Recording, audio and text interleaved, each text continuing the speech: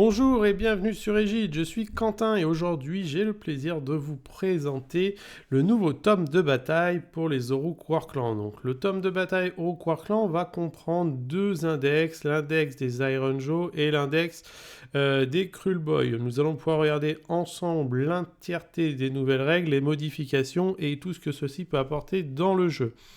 Au moment où je tourne cette vidéo, je n'ai pas les coups en point définitif de ce livre d'armée car ce dernier devrait sortir le 18 janvier. Cependant, vu le peu de modifications règles qu'il y a, je laisserai supposer que les prix seront quasiment les mêmes, mais par précaution, j'ai préféré ne pas les afficher alors que d'habitude je les affiche.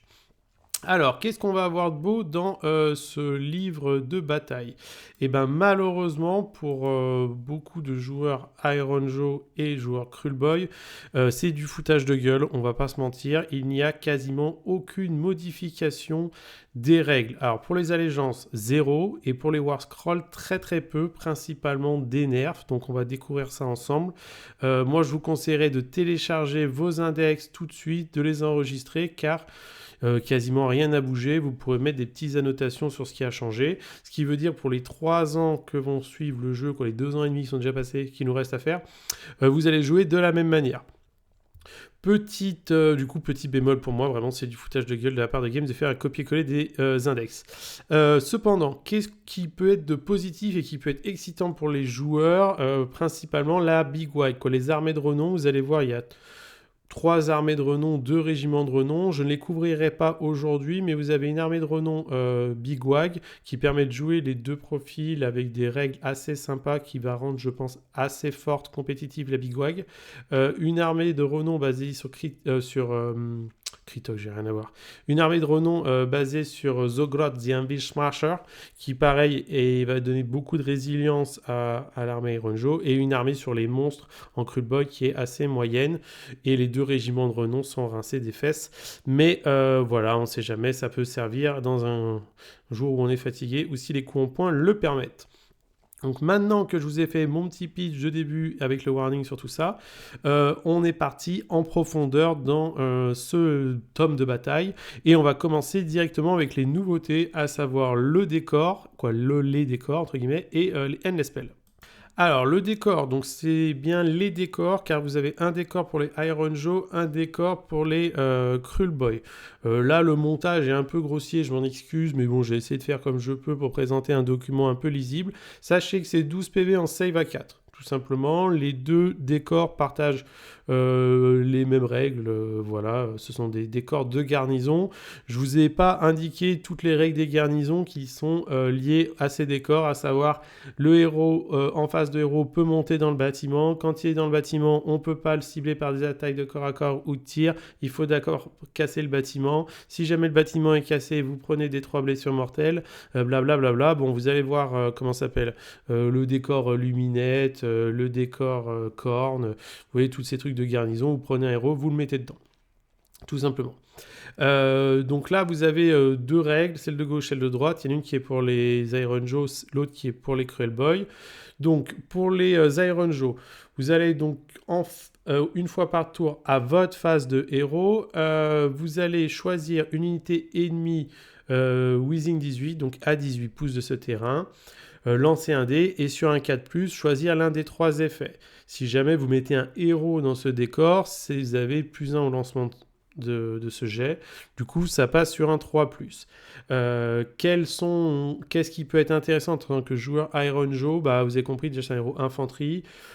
Principalement, je pense qu'on mettra souvent un prêtre ou un sorcier dedans pour pouvoir lui donner 12 points de vie en save à 4 pour le protéger. Ça le rend un peu plus tanky.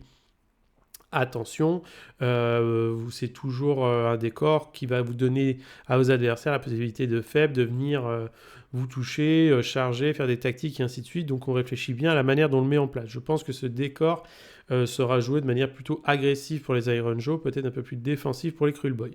Donc quand vous avez choisi votre ennemi à 18 sur un 3 ou un 4+, vous allez pouvoir lui appliquer un des effets suivants, soit retirer 3 à l'OC de l'unité. Honnêtement, c'est pas dingue. Peut-être que sur le tour 1, tour 2, selon comment ça se passe, pour pouvoir être sûr de reprendre un objectif ou quoi que ce soit, c'est pas exceptionnel. Retirer 1 au jet de récitation ou ou de lancement des sorts, ça commence à être compliqué parce qu'il faut que vous ayez un héros qui est réciteur ou sorcier à 18 pouces de votre tour. Donc bon, sur le tour 1, tour 2, c'est pas... Voilà, votre adversaire peut s'en prémunir assez facilement. Et puis même si -1, c'est toujours pénible aujourd'hui dans le jeu, c'est pas non plus quelque chose qui est excessivement puissant, on va dire. Et le troisième, vous retirez 1 à la valeur de nombre de dés que va lancer votre adversaire pour faire une charge. Donc de base, vous faites une charge avec 2d6. Donc quand vous sélectionnez l'ennemi, il chargera plus qu'à 1d6. S'il chargeait à 3d6, ça sera 2d6 pour un minimum de 1. Donc là, celle-ci, par contre, est un peu plus puissante parce que vous allez réduire de manière significative la valeur de charge de votre adversaire. Donc aujourd'hui, en tant que joueur Iron Joe, je trouve ça un petit peu décevant ces règles-là. Cependant, le -1 charge, c'est intéressant. Je pense que ce décor, on le jouera de manière assez agressive en profondeur dans son terrain, quitte à ne pas avoir de personne de héros dedans au tour 1 et qu'il faille attendre le deuxième phase de héros pour pouvoir monter dedans. Voilà, mais bon, en tout cas, ça peut faire un peu de body. Le -1 des charges, c'est intéressant. Votre adversaire n'a pas trop d'interaction avec. C'est sur un 3 ou un 4+, que même si vous mettez personne dedans, ça peut toujours faire chier, parce qu'il est autonome. C'est un peu étrange, mais voilà. Ensuite, pour les Cruel Boy, là, vous allez voir, c'est beaucoup plus intéressant. Donc, vous avez le même système de mettre un mec dedans, blablabla, on a compris le truc. Qu'est-ce que nous donne le décor ? Si vous avez personne dedans, vous allez pouvoir choisir unité ennemie ou allié entièrement à 12 de ce dernier. S'il y a quelqu'un dedans, c'est entièrement à 18. Donc le entièrement à 18, pour les alliés, c'est assez facile. Pour les ennemis, ça peut être plus compliqué. Et qu'est-ce que ça vous dit ? Ça vous dit que la prochaine fois que l'unité sélectionnée va utiliser la règle du Dirty Tricks, vous aurez +1 sur votre jet de Dirty Tricks.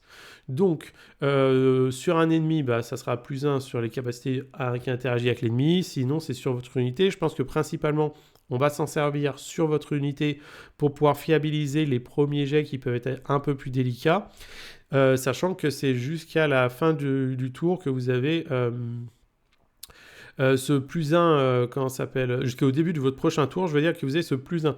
Donc, imaginons, je cible un pack de 6 archers, je souhaite faire le Dirty Tricks de téléportation, au tour 1, la première fois que je le fais, ça sera sur un 2+ normalement, là vous avez +1, donc sur un 1+. Je vous dis ça parce que en fait dans le jeu, vous savez que les 1, ce sont des échecs pour tout ce qui est les jets de combat, jet de save, jet de touche, jet de bless. Donc, si vous faites un jet qui n'est pas un jet de combat, genre les jets de course, quand vous faites un 1, votre course n'est pas un échec. Donc là, je pars de la même manière que les Dirty Tricks, vu que ça vous dit que sur un 2+, vous réussissez votre premier Dirty Tricks et que là, ça vous donne +1 à votre jet. Donc même si vous faites un 1, je présume, je pense que c'est écrit comme ça, vous allez réussir votre Dirty Tricks. Donc vous allez pouvoir fiabiliser une unité, vos Dirty Tricks. Donc le premier, vous ne le raterez pas. Le deuxième, si c'est la même unité qui le fait, quoi qu'il peut le faire, quoi que ce soit, vous comprenez, à chaque fois vous avez fiabilisé comme ça les unités. Donc c'est une bonne règle, juste les bulles entièrement à 12, entièrement à 18, à faire attention. Et pareil, si votre adversaire le casse, ça peut être un petit peu embêtant, mais c'est pas non plus crazy about, quoi. Donc voilà, ça c'est pour la règle du décor directement. Concernant les Endless Spells, donc les Endless Spells, vous les partagez aussi avec l'autre faction, c'est Cruel Boy et Iron Joe. Ce qui fait que comme ça, quand vous êtes en bivouac, ça marche pour tout le monde. Qu'est-ce qu'on a de beau ? Donc vous avez 3 sorts. Vous avez le Foot of Gork, c'est les 2 pieds, un pied vide, un pied plein. Morka Roka, ça c'est le... comment ça s'appelle ? C'est la chicha. Et Mork Spit, c'est l'espèce de marée. Je vous ai pas mis les photos, c'était trop la galère, ça me saoulait. Donc, le premier se lance sur du 7. Vous allez du coup choisir un sorcier pour lancer Iron Joe Cruel Boy. C'est entièrement à 12 du lanceur, à plus de 9 des adversaires. C'est assez court, mais vous allez voir qu'il y a des subtilités avec les pieds. La chicha, ça se lance sur du 5. C'est une valeur de lancement qui est très très basse, mais vous êtes content de l'avoir, vous verrez. C'est entièrement à 12, à plus de 9 des adversaires. Et le Mork Pit, là, comment ça s'appelle, le marais, qui n'a pas de mouvement, lui, c'est entièrement à 18. Voilà, et du coup, vous pouvez engager les unités avec sur du 5. Donc le marais sur du 5, la chicha sur du 5, c'est très bien. Le Foot of Gork 7, c'est peut-être un peu compliqué parce que même si c'est intéressant, c'est pas exceptionnel. Mais bon, en tout cas, vous allez voir que ces 3 Endless Spells vont pouvoir vous apporter des latitudes de jeu dans votre jeu Krulboy ou le jeu Iron Joe ou le jeu Big Wag. Je mets Big Wag entre guillemets parce que quand vous prenez à Big Wag, vous avez accès qu'au Foot of Gork, pas aux autres. C'est vraiment dommage, mais bon, c'est la vie. Allez, qu'est-ce qu'on a de beau sur ces sorts? Donc pareil, la mise en page, mon excuse, c'est dégueulasse, mais c'est la vie. Du coup, le Foot of Gork, c'est 8 points de vie save à 4. Donc c'est relativement tanky. C'est un multi-part unit. Donc cette unité est en 2 pièces. Vous avez le pied gauche, le pied droit. Il y a un pied vide, un pied plein. Qu'est-ce que vous dit ces règles? Quand un des 2 pieds a pris les dégâts, tout saute quoi, comme d'hab quand on a multi-part. Et en fait, vous avez une capacité qui est One Spartan Movement Phase. Donc normalement, vous savez que quand vous invoquez, vous setup, vous placez une unité sur le champ de bataille, cette dernière n'a pas le droit de bouger. Donc les Endless Spells, autour on les invoque, ne bougent pas. Cependant, le Foot of Gork a la particularité d'avoir une capacité qui se fait en phase de mouvement qui n'est pas corps. C'est pour ça qu'il n'y a rien d'écrit dessous, je n'ai pas mis les mots-clés, parce qu'il n'y en a pas. Donc en fait, au moment où vous l'invoquez, vous allez pouvoir le faire. Qu'est-ce qu'elle vous dit? Elle vous dit, vous prenez un élément de cette manifestation, donc soit le pied gauche, soit le pied droit, vous allez la retirer du champ de bataille et le placer entièrement à neuf de l'autre pied, et appliquer les effets suivants. Toutes les ennemis qui sont à 3 pouces d'un des 2 pieds, donc le pied gauche ou le pied droit, prennent sur un 2+, des 3 blessures mortelles et gagnent le mot-clé Stomp. Le mot-clé Stomp fait jusqu'à votre prochaine phase de héros. Vous avez -1 sur le jet de valeur dès que vous lancez quand vous lancez vos charges. Donc je rappelle, une charge c'est 2d6 ou 3d6 si vous avez un buff. Là, vous saurez si vous avez 2d6 à 1d6 ou si 3d6, 2d6. Donc ça vous fait une deuxième occurrence en Iron Joe de -1 dé de charge. Un outil donc de contrôle pour votre adversaire. C'est assez intéressant parce que vous avez vu que on va le summon entièrement à 12 du lanceur et le premier pied va s'avancer de 9 pouces. Donc ça vous fait une amplitude qui commence à être assez intéressante pour commencer à impacter votre adversaire avec, comment ça s'appelle des petits chips BM, on appelle ça, des 3 blessures, mais surtout -1 dé de charge. C'est assez intéressant pour pouvoir réduire la puissance. Normalement, vous rentrez dans les 3 pouces, donc votre adversaire va pouvoir combattre le pied, et si l'unité est assez forte pour bénéficier d'un -1 dé de charge, elle détruira votre pied. Mais c'est intéressant, parce que vu que c'est jusqu'à votre prochaine phase de héros, si c'est votre adversaire qui joue après, il ne pourra pas vous impacter, même sur un double tour, ou de manière plus délicate. Donc très très intéressant à ce niveau-là. Pour les Krulboy, pareil, ça peut vous permettre de temporiser, de gagner du temps, ce n'est pas dégueulasse. Le suivant, c'est le Gork Roka. Donc, lui, il a un mouvement. Donc, c'est pour ça que vous devez le mettre à plus de 9 des adversaires. Ça bouge de 6, c'est sympa. 6 points de vie, ça va 5, c'est fragile, mais c'est pas bien grave. 5 attaques au corps à corps, 2-4, -1 des 3. Bon, on s'en fout complètement. Pourquoi? Parce que, alors ne vous fiez pas à la couleur rouge, j'ai pas pu la changer. C'est votre phase de héros, ça se fait en phase jaune. Donc, si jamais vous arrivez à l'invoquer, donc ça se lance sur du 5, on a vu, vous allez pouvoir choisir une unité Krulboy ou Iron Joe, sorcier ou prêtre. Attention, les deux sont éligibles, qui est à 3 pouces de cette manifestation. Et donc là, vous allez pouvoir faire l'effet suivant. L'effet, c'est vous choisissez de tirer une latte sur la chicha ou 2 lattes, c'est vous qui voyez. Selon le nombre de lattes que vous tirez, vous allez lancer 1 dé ou 2 dés. Si jamais vous tirez qu'une seule fois dessus, vous lancez 1 dé, sinon 2, et vous allez rouler ces dés. Sur un 1, 2, vous prenez une blessure mortelle. Donc, c'est à vous de voir selon les points de vie que reste sur votre sorcier ou votre prêtre. Principalement, vous avez 5-6 points de vie, donc au tour 1, je pense que vous pouvez tirer 2 fois et prendre le risque de prendre des blessures mortelles, c'est pas dit, c'est sur 1 ou 1, 2. Vous savez qu'après, vous êtes toujours en phase de héros, donc éventuellement, vous pouvez faire un ralliement ou une prière de soin. Voilà, c'est vous qui décidez. Donc, vous pouvez prendre sur 1 ou 1, 2 des blessures mortelles. Cependant, sur un 5 ou 6, un 5+, donc c'est ça qui va être assez intéressant, si jamais on y arrive, c'est random. Mais c'est pas bien grave. Vous allez pouvoir ajouter aux unités Iron Joe ou Krulboy entièrement à 12 de la manifestation, +1 à votre jet de charge. Donc si vous lancez 2 dés, vous faites 5-6 sur les deux, ou double 5, double 6, s'en fout, vous allez avoir déjà un +2 de buff sur une grande partie de votre armée. Donc ce n'est pas fiable. On n'aime pas ça, mais ça fait des bons buffs supplémentaires. Et là, vous me dites, ouais, mais qu'est-ce qu'on gagne d'autre? Parce que prendre des blessures mortelles pour une +1 charge, c'est cool, mais c'est pas exceptionnel non plus. En fait, le sorcier ou le prêtre qui va interagir avec la chicha va aussi gagner +1 ou +2 sur ses lancements de sorts ou de prières. Donc, sur un sorcier, lancer vos sorts à plus 2, ça commence à être vraiment sexy. Et un prêtre, lancer vos prières à plus 2 jusqu'à votre prochaine phase de héros, c'est assez sympa. Parce que vous allez pouvoir lancer au tour adverse éventuellement vos prières à plus 1 et vos sorts à plus 1 aussi. Donc un bon buff. La seule difficulté ou doléance, c'est que il faut réussir sur un 5+, à invoquer cette manifestation pour pouvoir bénéficier éventuellement des bonus. Mais vous avez des héros tels que le gros héros Piaf en Cruboy, là je ne me rappelle plus son nom, Gordrak je crois, qui lui est sorti de niveau 2, il peut être content de lancer ses sorts à plus 2. Même les vasomanciens sont sorciers niveau 2 de base, donc pareil, des plus 2. Les prêtres Iron Joe pouvoir passer leur prière sur du 3+, et ainsi de suite, ça commence à être vraiment sympa, ou 4+ pour d'autres. Donc un bon outil à prendre en compte dans votre constitution de liste et la manière dont vous voulez jouer vos sorts et vos sortilèges. Et donc le dernier, c'est le pit, là, l'espèce de marais dégueulasse, là, avec un pied qui dépasse.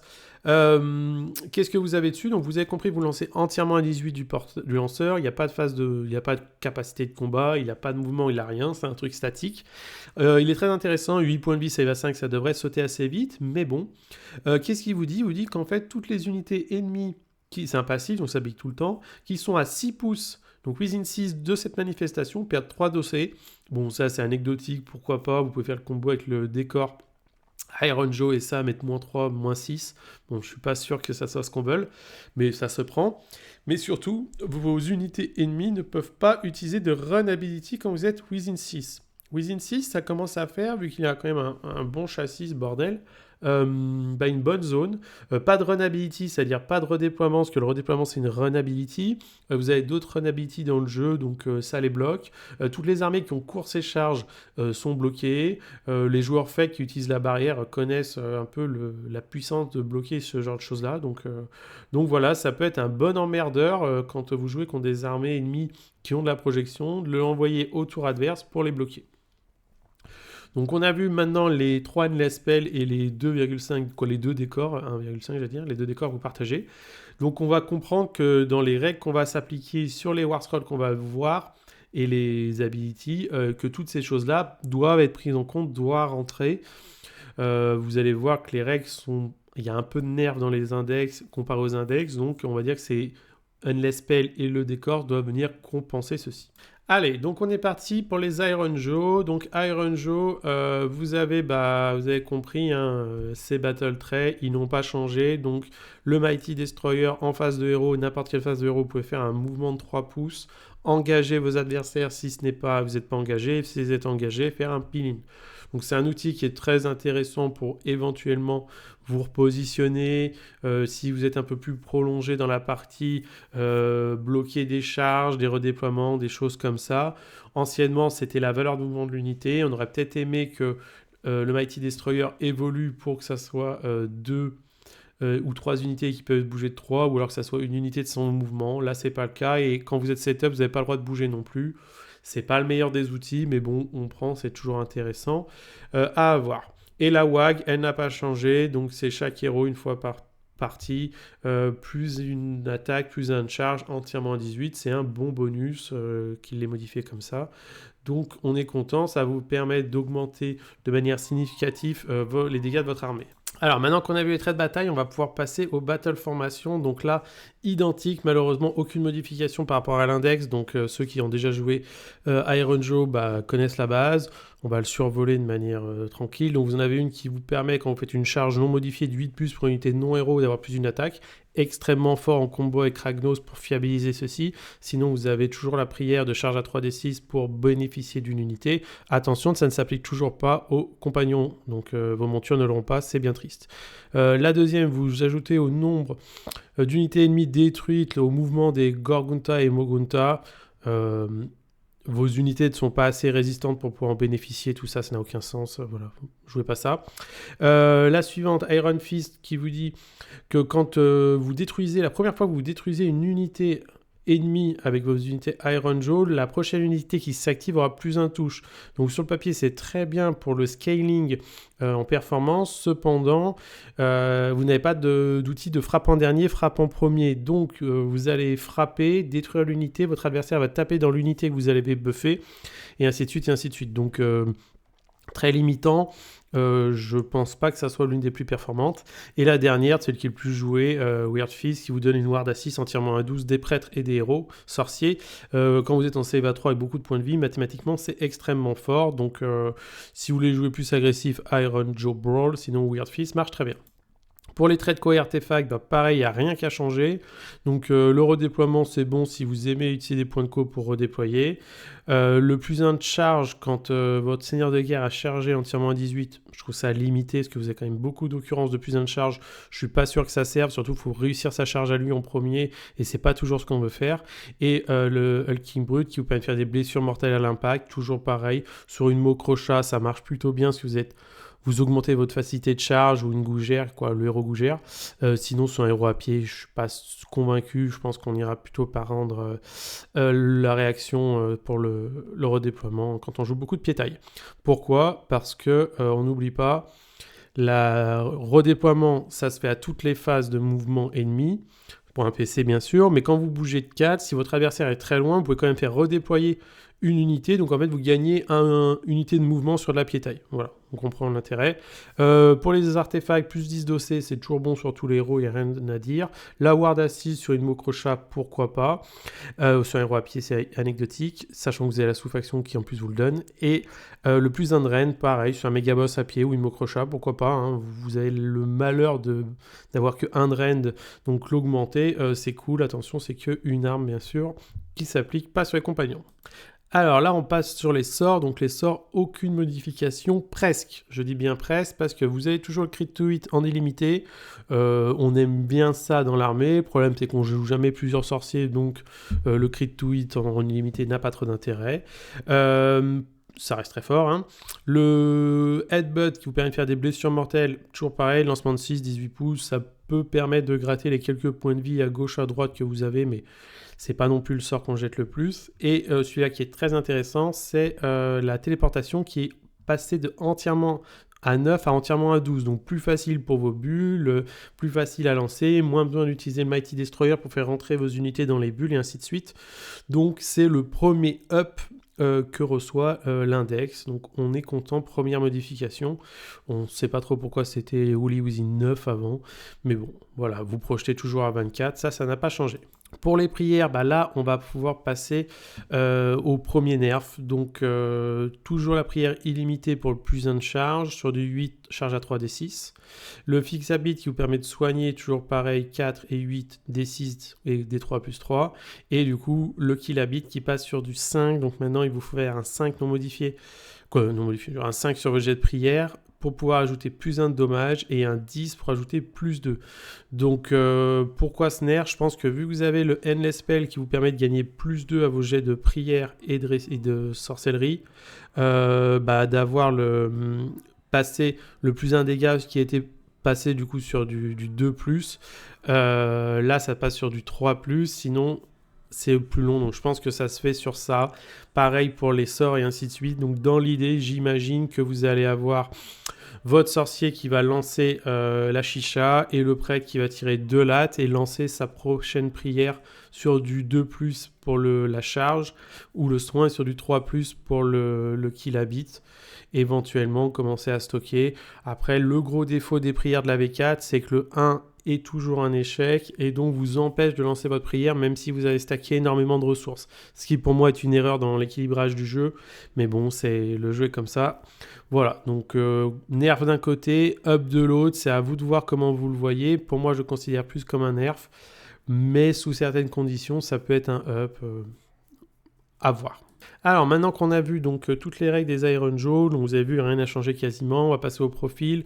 Donc Kragnos n'a pas changé, 18 points de vie, save à 4, ward à 5, 15 d'OC. C'est une très bonne pièce pour donner la charge à 3d6 à vos infanteries parce qu'elles sont très très lentes, notamment au combo avec la sous-faction plus une attaque quand vous chargez. Vous avez vu dernièrement il était à 580 points.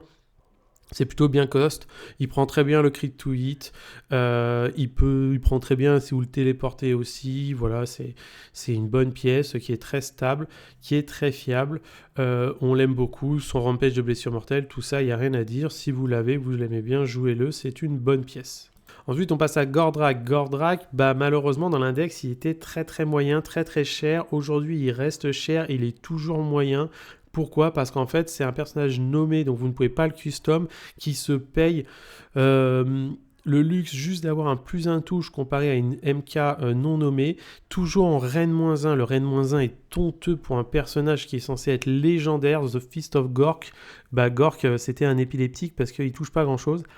Anti-héros plus un anti-monstre. Bon, tous les héros sont pas monstres, tous les monstres sont pas héros. Donc pour moi, il a un gros problème de positionnement. Sa WAG, une fois par partie, quand vous pétez votre WAG, donner plus un touche entièrement à 18, c'est super bon, mais ça ne justifie pas le fait d'avoir autant de coups en point et un profil aussi mauvais. Son rampage est toujours horrible. Donc pour le moment, tant qu'ils n'auront pas remodifié son profil et ou changer son coup en point, je vous déconseille de le jouer. La MK, donc là, elle a perdu en coup en point, elle a 2 PV de moins, mais par contre, elle a un profil très spécialisé, c'est ça qu'on aime. Elle est anti-infanterie, donc vous êtes en moins de 2, moins de 3 en permanence sur l'infanterie. Donc c'est un bon profil, moi j'aime bien. Cependant, ça va vous demander de bien la piloter avec des enfoncements, des choses comme ça, parce que sinon c'est très fragile. Aujourd'hui, 18.8 EVA 3, ça peut vite sauter. Là, vous voyez, j'ai retiré la capacité rouge. Donc avant, quand elle chargeait, elle était éligible à faire un mouvement d'engagement de 2d6. Cette règle a été supprimée et en fait, elle a été fusionnée avec son rampage. Donc maintenant, son rampage, je l'ai laissé en orange, mais il n'est pas orange. J'ai oublié de le changer. C'est en phase de combat, donc le rampage passe en phase rouge. Et du coup, c'est le même rampage que les Drake Stormcast. Donc si cette unité à charger, vous roulez un dé sur un D3, sur un 2+, l'unité peut bouger de 2d6, traverser les unités vu qu'elles volent, traverser les zones d'engagement vu qu'elles volent les unités. Et pour chaque unité que vous survolez, vous faites la valeur du dé en blessure mortelle, donc 2 plus D3. Et si jamais vous traversez une unité infanterie, vous doublez les dégâts. Donc vous faites 2 à 6 dégâts sur les unités d'infanterie et 2 à 3 dégâts sur le reste. Est-ce que c'est un nerf? Est-ce que c'est un up? J'ai du mal à me positionner. On va dire que ça revient à peu près au même. Ça peut vous permettre de faire un peu plus de blessures mortelles. Parce qu'avant, c'était l'unité que vous chargiez, vous lui faisiez des 3 blessures mortelles et vous doubliez sur l'infanterie. Et après, vous étiez éligible à bouger 2d6. Là, du coup, c'est les deux combinés. Donc, vous pouvez aller chercher du cheap dégâts sur certaines unités. Attention, les Drake Guard, eux, ils ont des petits socles en ovule. Alors, petit, c'est une façon de parler. Hein. Là, la MK, vous avez un gros socle. Donc, attention aux 2d6 que vous faites. Peut-être que vous ne pourriez pas survoler tout ce que vous voulez. En tout cas, ça peut pouvoir mettre pas mal de blessures mortelles parce que infanterie, on n'oublie pas que beaucoup d'héros piétons sont infanterie. Et donc, quand vous commencez déjà à gratter 4 points de dégâts sur un infanterie ou 6, ça peut tuer un héros directement, notamment avec votre tir et tout. Donc, je pense que c'est un up, en tout cas. Mais à voir comment on pourra l'utiliser correctement. Megaboss à pied, prochain modèle. Donc là, vous voyez, il manque aussi une capacité. Là, c'est pareil. Je vais dire que c'est un nerf pour certains joueurs. Pour d'autres joueurs, ça sera un up. Pourquoi? Parce qu'en fait, vous perdez la capacité en phase de héros qui vous disait que sur un 3+, vous rajoutiez une attaque à une unité de brute.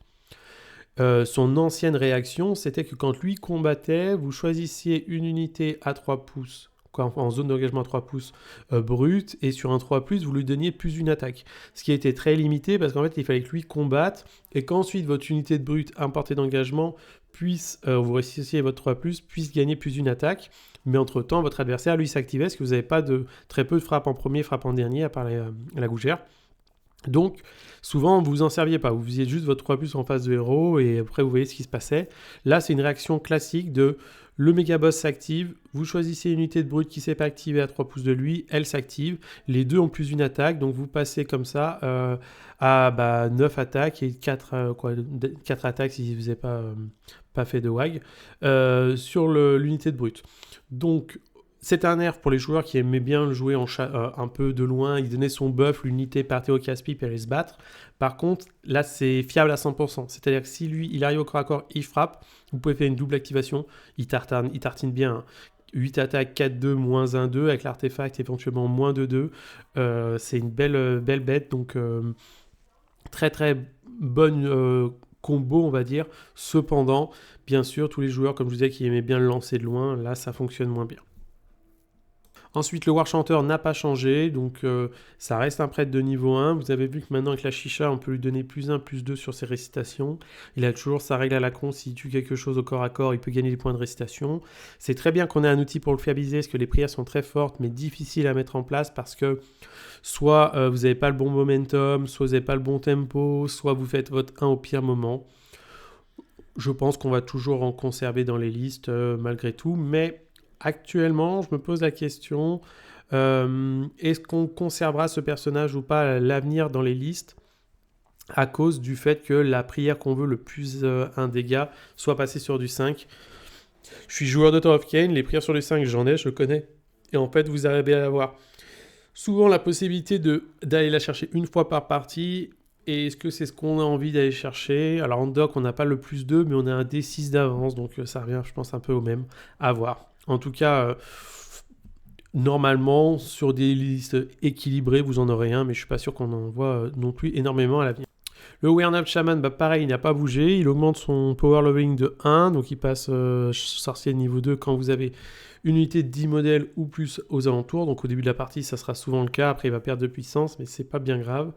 Pareil, si vous lancez les Endless Spells tout de suite, vous allez pouvoir prendre un peu d'avantage avec le +2 au cast contre potentiellement 2 blessures mortelles ou autres. Les pieds, j'ai trouvé intéressant. Le marais, je trouve intéressant. Donc on va, je pense, conserver ce personnage qui est un bon sorcier. Et en plus, son vomi, de temps en temps, permet de gratter des dégâts, donc c'est pas déconnant. Et en plus de ça, c'est le seul sorcier que vous avez dans la liste. Ensuite, les brutes, pas de changement, toujours leur règle qui interdit de contester les objectifs quand vous avez 1 ou 2 PV, toujours pareil, 3 points de vie, save à 3, le même profil de clause, qui prend très bien le crit to hit, qui prend très bien les blessures mortelles de Zogroth qu'on verra après. Une bonne unité. Est-ce que le courant-point va changer? On verra avec les nouvelles règles d'allégeance des autres armées de renom. Mais en tout cas, voilà, je pense qu'on continuera à en voir. C'est une bonne unité. Surtout qu'actuellement, avec la garde d'honneur plus de mouvement, vous augmentez votre mouvement donc à 6. Et ce qui commence à être une bonne unité d'infanterie assez mobile dans le jeu. Du coup, comme je vous le disais, Zogroth, j'ai dû le mettre avant, c'est pas bien grave. 7 points de vie, save à 3. Toujours le même profil. Il vous permet principalement de donner crit mortal à une unité infanterie Iron Jaw. Donc ça peut être lui-même, ça peut être un héros, ça peut être des brutes, ça peut être des orques noirs. Tout est bon à prendre en crit mortel. Que vous ayez de la saturation avec les Hardboy ou avec les brutes, le bonus est très bon. C'est sur un 4+, si vous prenez la pince, c'est sur un 3+.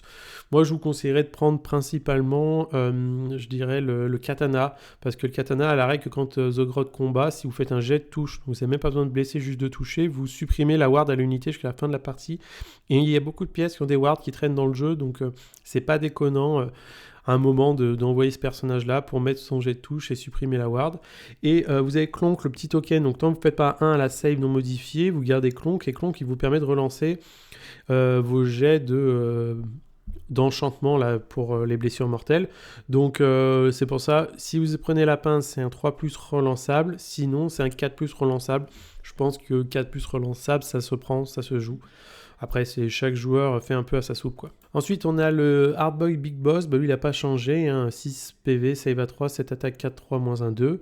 Il fait toujours son rallye, 3 dés supplémentaires pour les Hardboy. Et il augmente de 1 le Shield Bash des Hardboy à 12, entièrement à 12. Personnage qu'on ne voyait jamais. Et bien là, vous allez voir, on va en voir beaucoup, je pense. Pourquoi? Parce que les Hardboy ont une modification significative. C'est le premier up du BT après tous les nerfs ou équilibrages qu'on a pu voir.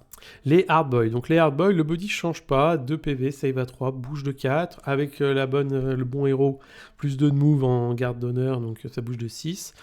Toujours leur anti-charge raid -1. Et qu'est-ce qui se passe? En fait, maintenant, le Shield Bash a une modification importante. Vous devez choisir à n'importe quelle phase de combat une unité avec laquelle vous êtes à 1 pouce. Et faire un jet de Shield Bash. Vous n'avez plus besoin d'être chargé pour le faire. Donc vous allez le faire à toutes les phases de combat. Donc vous augmentez de manière significative vos blessures mortelles, sachant que vous allez pouvoir charger, mettre votre Shield Bash, et ainsi de suite, et ainsi de suite. Attention, il y a un petit garde-fou. C'est chaque modèle à 3 pouces qui est éligible à faire son Shield Bash sur l'unité à 1 pouce.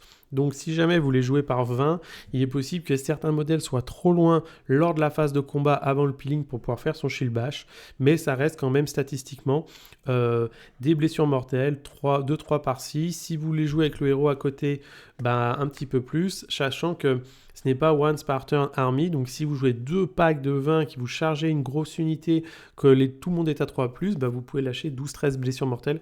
Ça commence à être un peu dégénéré. Je pense que cette unité va monter en coup en point aujourd'hui à cause de cette règle-là. Ensuite, on continue avec les infanteries, donc les reclass brutes là.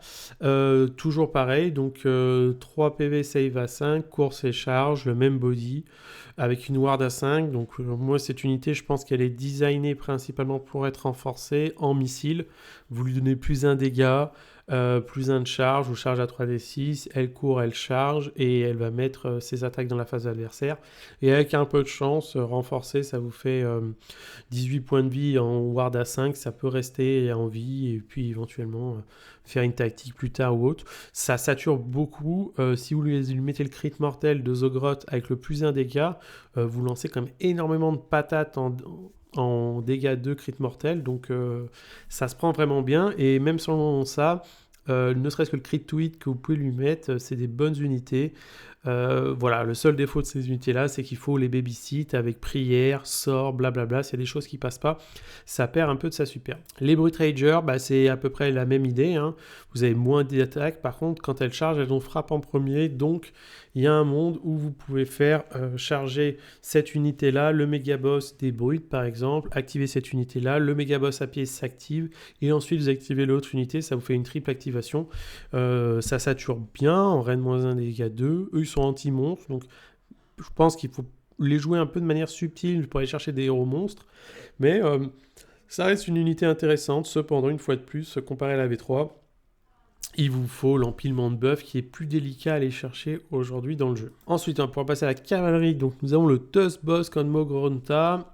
Pareil, il n'a pas changé. Donc, en fait, vu qu'il buff principalement les autres gougères, les Mo-Grunta, et que ces derniers sont quand même, malgré la baisse en points, encore un peu trop cher à mon goût, c'est compliqué à mettre en place. Cependant, à surveiller, parce que s'il y a d'autres baisses en points qui arrivent un peu plus tard, peut-être que jouer le boss et 2 autres gougères, ça peut devenir intéressant. Cependant, le système de momentum est un petit peu compliqué, je trouve, parce que quand vous faites une charge ability, que vous la réussissez, ça a été fait, ça, vous gagnez un point de momentum, et quand vous faites un run ability, vous en gagnez 2.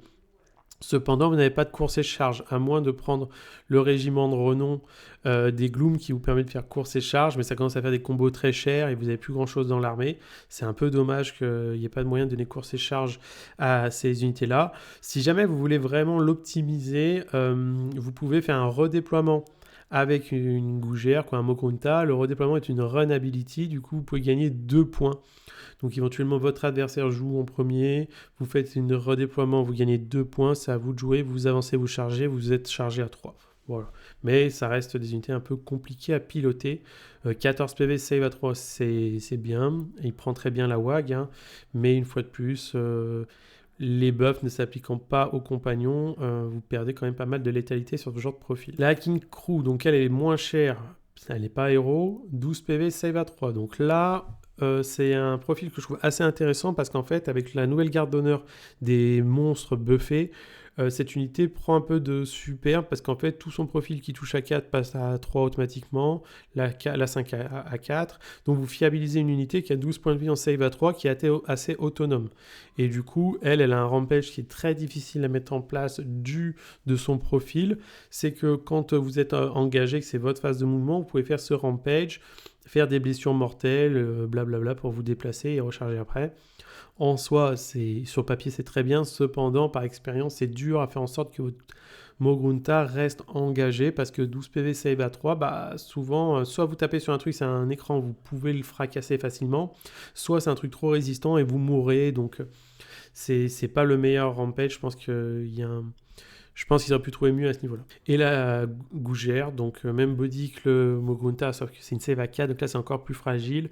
Elle, vous mettez un strike class, donc c'est la seule occurrence de strike class que vous avez sur un 5+, et vous ajoutez votre momentum, donc c'est un plus 3, donc ça vous fait un 2+, si jamais vous êtes chargé à 3, donc le combo pour moi, c'est une gougère qui va faire son redéploiement au tour adverse et qui va venir vous charger au tour d'après pour mettre un frappe en dernier et faire en sorte que le reste combatte. Mais c'est risqué, vous pouvez toujours rater votre 3+, blablabla. L'unité est intéressante, mais je trouve encore un peu chère et beaucoup de profils compagnons. Et celle-ci, je la mettrai pas dans le +1 touche du monstre amélioré parce que je pense les dégâts que ça peut apporter sont peut-être pas suffisants pour ça, quoi. Et pour finir, le dernier modèle, les Gorguntas. Donc les Gorguntas, ils ont pris une modification significative, pas du tout. Si. Le Gorguntas a pris un up, vous voyez les Choppa et AK, vous passez de 3 à 4 attaques. Donc une attaque de plus, c'est potentiellement plus de dégâts, mais ils n'ont toujours pas gagné, je veux dire, la règle charge plus un dommage. C'est la seule cavalerie du jeu qui, quand elle charge, ne fait pas plus mal. Ok, le Gonta Tusk prend plus un dégât, mais n'a pas de pénétration, donc c'est anecdotique, je comprends pas, vu les défenses de cette unité, pourquoi est-ce qu'elle ne pénètre pas mieux l'adversaire. Je veux dire, bon, on est sur de la cavalerie lourde, 5 points de vie, save à 3, bouge de 9, ça fait des blessures mortelles à l'impact, ça devrait avoir la règle plus un dégât quand ça charge, je comprends pas. Donc plus une attaque, ça se prend, mais voilà, c'est vraiment, vraiment triste à ce niveau-là. Donc là, on a fini la revue de l'index du livre pour les Iron Joe. Si vous êtes joueur Iron Joe seulement, ça s'arrêtera de la suite parce que nous allons regarder les Kruleboy. Et sinon, restez pour la suite. À savoir que l'armée de renom Big Wag et les deux autres armées, je les traiterai dans une autre vidéo comme je fais d'habitude. Alors, Kruleboy. Donc, Kruleboy, c'est une armée très intéressante qui fonctionne beaucoup mieux qu'Iron Joe parce que vous avez beaucoup de mécaniques de jeu, de la téléportation, du mouvement, des blessures mortelles, du tir, vous avez un peu de tout. Cependant, le système qui pose un peu problème, c'est les Dirty Tricks qui sont pas très fiables. On a vu qu'avec le décor de faction, vous allez pouvoir fiabiliser une unité, donc ça c'est très bien. Et les Endless Spells apportent du contrôle que Kruleboy aime beaucoup. Le fait de mettre -1 des charges, pas de course et charge, et pouvoir fiabiliser votre magie ou même votre charge, ce sont des bons outils.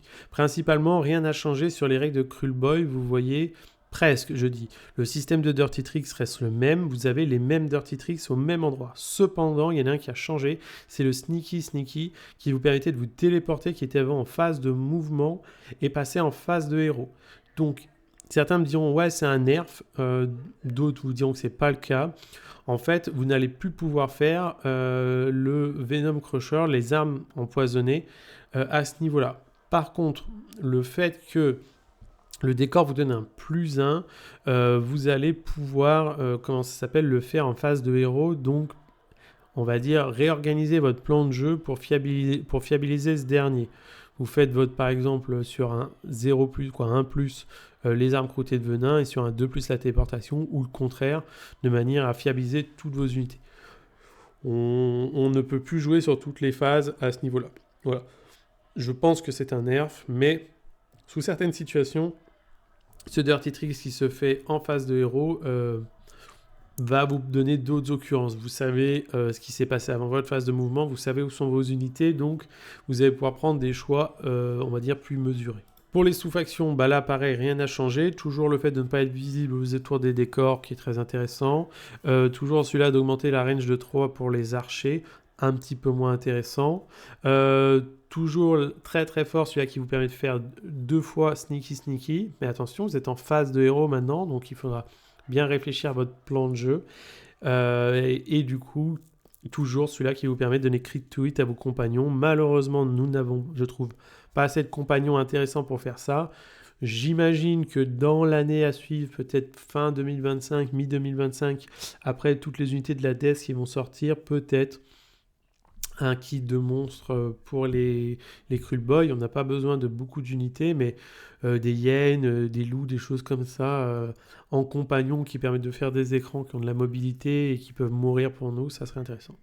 Pour les Heroic Traits, pareil, rien n'a changé. Toujours la ward à 4+, pour protéger certains héros, des gros héros principalement. Vous avez toujours le backstabba qui vous permet de faire des blessures mortelles sous condition. C'est difficile à mettre en place. Vraiment, j'ai essayé sur certaines parties, c'est compliqué. Si vous y arrivez, Vous pouvez faire des blessures mortelles supplémentaires, mais souvent ça ne marche pas très bien. Et sinon, toujours celle en phase de combat qui vous permet de retreat. Donc là, c'est des combos de mobilité avec des unités qui ont du mouvement ou le mot-clé vol. Quand vous êtes piéton qui bougez de 4, c'est très compliqué, des fois, ne serait-ce que de sortir de la zone de désengagement, quoi. Donc, pareil, plutôt situationnel. Donc pour les artefacts, ça n'a toujours pas changé. Vous avez une fois par bataille en partie de combat, moins un touche, moins un blesse. Intéressant, mais c'est difficile à piloter aussi. Quand vous avez la réaction qui vous permet de prendre une ward à 5, aussi une fois par bataille, mais celle-là, c'est jusqu'à la fin du tour. Donc si ça se fait en phase de héros, pas en phase de héros, en phase de tir par exemple, vous pouvez avoir votre bulle entièrement à 12 de ward à 5. Vous jouez beaucoup en chaton Kruleboy. Donc je pense qu'elle est plus performante que le moins un touche, moins un blesse. Moins un touche, moins un blesse, contre certaines armées de la destruction qui touchent à 4, ça peut vraiment les mettre dans le mal. Mais principalement, là au moins, elle est sûre, c'est une grande zone, on est bien. Et la dernière, celle qui vous permet de passer de 1 votre power leveling sur vos wizards, est très forte aussi. Donc dommage que les artefacts en Kruleboy n'aient pas des coups en points, parce que sinon on aurait pu aller chercher les deux pour compléter nos listes. À vous de voir, les deux sont intéressants. Alors pour la Endless Spell, là pareil, rien n'a bougé. L'illimité qui vous permet de faire des blessures mortelles sur du 6 est toujours nul, à 18 pouces. Le Morgue Stunning qui vous permet d'augmenter de 1 votre save n'a pas changé, donc ce sort est très très bon, notamment sur par exemple Kragnos ou des Crotipaz. Donc à vous de voir ce que vous préférez. Par contre, celui-là qui a changé, c'est le Choking Miss qui vous met moins une attaque. Avant, il fallait choisir une unité entièrement à 18, ce qui est assez difficile à mettre en place. Maintenant, c'est passé Wheezing 12. Donc Wheezing 12, c'est, je pense, beaucoup plus facile pour les joueurs Kruleboy de mettre ce moins une attaque. Et donc là, on commence à comprendre moins une attaque à unité à 12 pouces, le marais, les pieds de Gork. Vous voyez, on commence à avoir un contrôle qui est encore un peu plus intéressant, la fiabilisation du qu'on s'appelle des Dirty Tricks, donc entre les deux, Iron Joe et Kruleboy, je pense que ceux qui sont les plus grands gagnants, c'est les Kruleboy qui étaient déjà mieux avant que les AG. Donc on passe maintenant au War Scroll, Gobsprak, sorcier de niveau 2, qui a toujours cette capacité de dissiper une fois par partie avec 3d6, et si jamais vous faites une dissipation à 10+, des blessures mortelles, donc ça reste toujours très très aléatoire, il reste très très fragile, notamment dans la méta d'aujourd'hui, quand vous avez des long strikes, des choses comme ça, c'est pas savoir d'un 6 qui va le protéger, donc c'est une pièce je pense qui est difficile à utiliser, mais dans certaines configurations, notamment en équipe, pourquoi pas, parce que maintenant vous n'oubliez pas que vous avez la possibilité avec Endless Spell d'avoir plus de haut lancement, quand vous prenez éventuellement 2 blessures mortelles sur lui, c'est pas bien grave, et son rampage pour slain un modèle peut être intéressant. Cependant, si vous arrivez au combat, c'est que soit vous êtes sûr de détruire le truc, que c'est un cordon, soit c'est que vous allez mourir dans la foulée. Donc, un profil intéressant, peut-être qu'il y a encore besoin de revoir le coup en point de cette unité. En bivouac, par contre, elle doit pouvoir trouver un peu plus d'intérêt. Je n'en dis pas plus, on verra ça dans une autre vidéo. La version non nommée, donc le Killaboss, lui, il est intéressant sous condition d'avoir l'artefact qui vous permet de retreat, parce que ce personnage a un très bon rampage qui vous dit que quand vous faites une charge, chaque 4+, c'est une blessure mortelle sur la valeur des charges. Donc éventuellement ça coûte très cher, mais avec Kragnos vous pourriez faire de la charge à 3d6 et ensuite utiliser sa capacité pour retreat et recharger au tour inverse, et 18 et ainsi de suite. C'est un gameplay intéressant, vous bougez de 12, c'est bien. Et en plus de ça, sur les unités de Crotipaz, vous permettez de faire un redéploiement amélioré. C'est intéressant, je trouve que c'est peut-être un peu cher pour ce personnage-là, et on ne peut pas le prendre dans un bataillon de héros, donner plus un touche aussi. C'est des pièces que je dirais techniques à utiliser sous certains builds, mais c'est pas ce qui performe le plus de manière générale. Ensuite, le Killaboss on Narftooth, 10 PV 3, lui, il a baissé. Et là, aujourd'hui, avec la nouvelle mouture, il a une petite modification. C'est que maintenant, cette unité, quand elle conteste un objectif, elle donne plus un touche pour les armes de mêlée à tous les Kruleboy entièrement à 12. Et donc là, il n'y a plus le mot-clé infanterie. Donc tous vos KB vont avoir, c'est un Lord of Pain en fait. Et un Lord of Pain qui bouge bien, 10 PV Saliva 3 qui bouge de 10, Vraiment, pouvoir donner plus d'un touche, c'est pour toutes les mêlées, je trouve que c'est très très bien parce qu'en fait vous allez pouvoir garder vos PC pour mettre des défenses en règle et le attaque en règle se met automatiquement. Contester un objectif, il vous suffit de mettre un peloton dessus, ça se fait bien. Lui, il a un socle en gélule et donc il va pouvoir juste contester un objectif et donner sa bulle aux unités plus loin. Donc c'est un très bon bonus, je trouve ça bienvenu et le fait d'augmenter l'OC, c'est toujours intéressant. C'est pas non plus anecdotique. Le kill à boss à pied, bah, lui n'a pas changé, hein, c'est toujours la même chose. Quand vous utilisez All-in Attack, bah, ça donne plus un touche, plus un bless. Vous avez son truc où il peut gagner sa ward, blablabla. Bon, on n'en voyait pas beaucoup, je pense pas qu'on en voie bien plus, surtout que maintenant avec la modification de l'autre héros monté, ça peut largement suffire. Le porte-étendard qui vous donne une ward à 6, intéressant sur la bulle de 12, il n'y a pas grand chose à signaler, c'est du body, c'est de la save, ça demande la construction de liste et quand vous êtes en combat avec lui, il peut vous faire des blessures mortelles, c'est pas mal, mais après c'est comme tout, vos héros, déjà c'est compliqué sur list building, des héros qui apportent pas grand chose. Une ward à 6 c'est bien, mais voilà, il vous faut le sorcier, il vous faut le héros qui buff les blessures mortelles, qui fait ci, qui fait ça, donc à surveiller avec les coups en point, ce que ça peut donner avec les nouveaux coups en point. Le vasomancien, alors là il y a une coquille, j'ai oublié de le modifier. Sa capacité d'augmenter de 1 la save, maintenant c'est passé sur un 2+, donc beaucoup plus stable. Le personnage était déjà joué, ce que c'est le sorcier de la bande, qui va pouvoir du coup avoir plus 1 au lancement de sort et avec l'artefact plus 1 de pouvoir au leveling. Donc un personnage qui va pouvoir passer sorcier niveau 2, cast à plus 3. Bon, ça commence à être un très bon sorcier pour fiabiliser votre armée. Donc voilà, pièce iconique, centrale de l'armée, le vasomancien, je pense qu'on va continuer à le voir. Surtout que son plus 1 de save est passé sur du 2+, donc c'est un bon buff. Ensuite, nous avons les Grutipas, donc très très bonne unité, qui est en crit mortal. Qui peut crit sur du 5+, vous avez vu les buffs qu'on peut leur donner. Ils ont toujours sur un reload dice sur un 3+, le -1 to hit à unité non héros, donc ça fait toujours chier l'adversaire parce que c'est any combat de face, c'est pas one Spartan army, donc quand vous avez 2 packs, vous pouvez mettre sur 2 unités, commencer à blesser la touche, ça fait vraiment dévier les stats, c'est très tanky, ça prend bien les buffs, vraiment une très très bonne unité, il n'y a rien à signaler dessus. La version Monsta-Killa, pareil, elle n'a pas modifié sur ses règles, donc elle était jouable, elle avait de la rend de base, beaucoup d'attaque, beaucoup de points de vie. Je vois pas pourquoi on la jouerait pas plus. Et en plus de ça, dans la avec le dernier Battle Scroll, on nous encourage à jouer des monstres, donc le fait qu'il y ait de plus en plus de monstres va encore valoriser cette unité. Donc pas grand chose à dire sur celle-ci. Cependant, faites attention, bien sûr, vous ne pouvez pas la renforcer parce que c'est une unité Warcry. Alors ensuite, on a le Swamp Boss sur Crocol, 15 points de vie, save à 4, c'est un bon body. Hein. C'est le genre de pièce qui ira chercher, je pense, la ward à 4 sur des unités autour de lui. Qu'est-ce qu'on fait avec ce personnage-là? Ce personnage-là, on va le prendre principalement pour sa capacité à buffer les Hobgrottes et à leur donner crit mortal. Le fait de donner plus 1 pour le upgrade, plus 1 bless sur une unité au déploiement, bon ça c'est plutôt random. Et son rampage sur les monstres, pourquoi pas, ça fait quelques blessures mortelles. Ça peut gratter du dégât, on crache pas dessus. Cependant, c'est vrai que tous les rampages ciblés sur un type d'unité, c'est un peu chiant, parce que quand vous n'en affrontez pas, vous perdez des règles, entre guillemets, qui sont costées dans votre coup en point.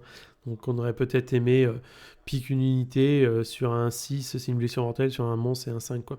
C'est dommage. Pourquoi est-ce que je vous dis que ce personnage est intéressant? Parce qu'en fait, il va vous buffer les Hobgrottes, et vous avez le nouveau héros Hobgrotte. On va parler tout de suite, parce que j'ai pas le War Scroll j'ai pas pu créer la fiche War Scroll, mais principalement, c'est un personnage qui a 4 attaques, en 4-4, -1-1, donc qui a autant de pénétration d'armure que vous avez vu le gros boss Iron Joe nommé. Et il a 2 règles qui se coulent. Il a la règle qui dit que quand il combat, il fait combattre instantanément une unité d'Hobgrotte avec un plus 1 bless. Et quand il est engagé avec un héros infanterie, vous jetez 2d6 et si vous battez la valeur de points de vie, vous le slain une fois par partie. Donc on voit que c'est un petit peu rigolo. Cependant, dans des listes un peu plus construites avec ce personnage-là, plus le nouveau héros, plus les Hobgrottes qu'on va aller voir tout de suite, qui sont du bon PV, pas très cher, qui peuvent mettre des blessures mortelles, éventuellement retreat, pour se repositionner sur des objectifs, qui ont un petit tir shooting combat, qui ont 2 attaques, donc vous commencez à être 2 attaques avec le petit héros qui les fait frapper, donc en 4-4, en crit mortal. Ça, c'est pas déconnant sur ça, sachant qu'ils peuvent aller chercher aussi les autres bonus de l'armée. Donc, je pense que le petit héros est pas indispensable, hein, mais ça peut être le héros qui va porter, j'espère qu'il coûtera 80 points, entre guillemets, porter le plus de moves pour cette armée qui peut en avoir besoin. Ensuite, nous avons le Snatchabox Slurgrot. Donc là, c'est l'autre version de Croco. Lui, il est très intéressant parce que sur un 2+, en face de héros, vous donnez plus un dégât au crit mortal de vos armes, donc ça ne s'applique pas bien sûr sur les archers parce qu'ils n'ont pas crit mortal, donc c'est que les unités au corps à corps qui ont crit mortal. Le petit défaut de ce truc là, c'est qu'on le sait tous, hein, c'est sur un 2+, donc le tour où vous en avez besoin, vous relevez votre 1. Lui, il lui manque un peu un garde-fou du style un token et vous pouvez le reroll une fois par partie parce que c'est toujours la difficulté de ce genre de personnage. Les 2+, on sait très bien, comme les 3+, quand on les veut, ça sort au mauvais moment. Son rampage est toujours intéressant, mais c'est pas pour ça qu'on va le prendre. Faut toujours surveiller le coup en point de ces unités et le fait des buffs que ça donne parce que vous pouvez faire des unités très très tanky à ce niveau-là. Ensuite, vous avez le March Crawler, là, le petit troll, qui vous permet de donner course et charge à vos infanteries. Donc là, ça n'a pas changé. On aurait peut-être aimé que ça soit aux unités qui ont mot-clé Krulboy et Iron Joe pour pouvoir le faire proc sur la Big Wag. C'est pas le cas, mais bon, ça reste toujours bien. Cependant, c'est des pièces que je trouve difficiles à rentrer parce que vous avez besoin de tellement de synergie en Krulboy que ça prend de la place sur table, quoi. Et on arrive dans les derniers War Scroll. Dernier War Scroll des unités de close, à savoir le Break à Boss, 12 PB save à 4, et donc typique le genre d'unité combattante qu'on a du mal à justifier. Cependant, aujourd'hui, avec le nouveau régiment de renom qui vous donne plus un touche sur les compagnons, c'est typique ce genre de mec que vous allez pouvoir prendre. Donc ça, c'est bien, ça peut vous ouvrir du list building. Vous prenez lui ou le vautour, mais le vautour, on a compris qu'il y avait plus un profil de charger et retreat, pas spécialement de combattre. Cette unité est vraiment faite pour combattre. Donc quand vous allez être en 5 attaques, 4 attaques, 3-3, 3-2, avec les crits mortels, la pénétration d'armure, le fait que cette unité peut augmenter son nombre d'attaques, se soigner, c'est vraiment vraiment intéressant, je trouve. Dans le list building, on va, je pense, en voir un petit peu plus, quoi du moins j'espère, parce que ça peut vous apporter une certaine autonomie sur les flancs, une létalité que d'autres armées ne peuvent pas se permettre d'avoir. Et pour finir, on arrive avec les unités de tir, donc les Monstrous Bolt, toujours le même règle de tir, toujours la même capacité de tir, donc une unité très intéressante, par 3, par 6, ça vous fait de la létalité, ça vous fait des dégâts. On sait qu'elles sont très dépendantes du fait de réussir les dirty tricks pour pouvoir se téléporter, mais quand vous y arrivez, c'est des grosses opportunités de jeu, et on a vu qu'aujourd'hui, vous pouvez fiabiliser avec le décor de faction, donc je pense qu'on continuera à en voir. Il faut surveiller les coups en point de ces unités pour pas que ça devienne vite dégénéré dans le tir. On sait que le tir peut être très compliqué pour certaines armées à gérer. En tout cas, une très bonne unité. Et pour finir, la plus belle des pièces du BT, à savoir la baliste. Moi, je la trouve très très intéressante. Pourquoi ? Parce qu'elle fait des blessures à 6 sur les monstres, sur 2 attaques. Et aujourd'hui, Games nous encourage à jouer des monstres. Donc je pense qu'elle va trouver encore un peu plus de place sur les tables pour pouvoir mettre des belles pralines et défoncer tout ce qu'elle défonce. Elle tire quand même à 24 pouces, éventuellement dans la sous-faction 27. Donc à voir comment on peut la magnifier. Mais c'est une très très bonne pièce. Aujourd'hui, nous n'avons pas de régiment de renom qui buffe les War Machines. À voir à l'avenir si ça arrive, pour éventuellement fiabiliser d'autres choses. Donc je ne sais pas. En tout cas, aujourd'hui, nous avons vu ensemble le livre d'armée des Zoro Quarkland, comprenant les Iron Joe et les Krulboy avec le nouveau faction, les nouveaux décors de faction, je veux dire, et les Endless Spell. Il reste dans le livre à voir, du coup, une armée de renom pour Zogroth, qui principalement, pour la faire simple, buff Zogroth et donne une protection à 5 aux orques noirs, aux Hardboy autour de lui. Donc beaucoup de résistance grâce à la ward à 5, beaucoup de tankiness, beaucoup de swarm. Vous avez une armée de renom Cruel Boy qui va permettre de bonifier les unités monstres et compagnons. Cependant, en état, je la trouve assez faible, vu que les monstres sont pas exceptionnels et que les compagnons sont pas exceptionnels. S'il y a d'autres unités plus tard, ou que le coût continue à baisser, ça peut devenir peut-être intéressante. Et l'armée de renom, je pense la plus puissante, c'est la Bigwag. Pour vous faire simple, vous avez la capacité de remonter des unités à mi-effectif gratuitement, sans PC, sans jet de dés, sans rien. Donc en mixant bien sûr les Iron Joe et les Cruel Boy. Donc je présume qu'on pourrait avoir une belle armée avec un peu de tout, des unités qui peuvent mourir, qui peuvent revenir à la vie, et ainsi de suite, ainsi de suite. Ça semble être la Bigwag, la justification des équilibrages du BT. Je présume qu'à cause... En fait, pour moi, la Bigwag risque de poser un problème peut-être dans le coup en point, parce que si on continue à avoir des coups en point assez faibles pour cette armée-là, dû au fait que vous n'avez aucune récursion dans cette armée, et que la Bigwag vous apporte de la récursion, soit la récursion sera trop forte par rapport aux coups en point, soit les coups en point vont monter pour aller dans la Bigwag, et donc vous vous retrouvez avec des coups en point disproportionnés. Donc je ne sais pas quel sera le choix de Games Workshop à ce niveau-là. Vous verrez dans la prochaine vidéo que je ferai le débriefing de la Bigwag et deux autres armées de renom. Et vous avez 2 régiments de renom, un avec une Tuskbosk et une Gougère, et l'autre avec, je sais même plus ce qu'il y a dedans, c'est un truc Cruel Boy, assis avec un Croco et des Hobgrottes. Si jamais ça peut vous intéresser, faut voir les coups en point de ces unités-là. Bon, c'est plutôt du kiff qu'autre chose, mais voilà.